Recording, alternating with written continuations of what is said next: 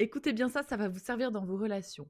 On ne vient pas communiquer ou sécuriser une personne quand il est en colère, quand il est en crise, quand il est en panique, quand il est dans ses peurs. Je sais, c'est contre-intuitif. Quand une personne est envahie par une émotion de colère, de peur, peu importe le domaine, hein, quand une personne traverse un moment douloureux dans sa vie, ça n'est pas du tout le moment de le rassurer.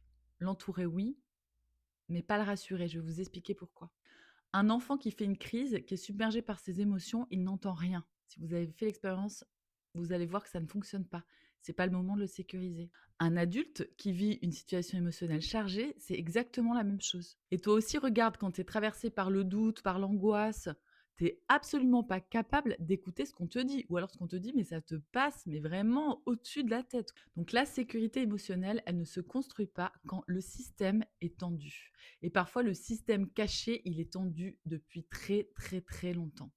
La sécurité, elle se construit dans des moments calmes, où on peut discuter, où il n'y a pas de tension. Ce que je vous explique là, ça marche aussi avec la communication que vous avez avec vous-même, hein, bien évidemment.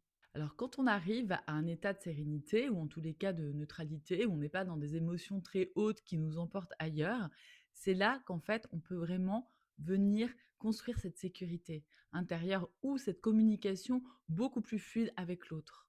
En fait, c'est là que les messages s'impriment et que le lien se consolide. Et en fait, c'est dans ces périodes-là qu'il faut construire le lien de sécurité, le lien de communication et d'ouverture.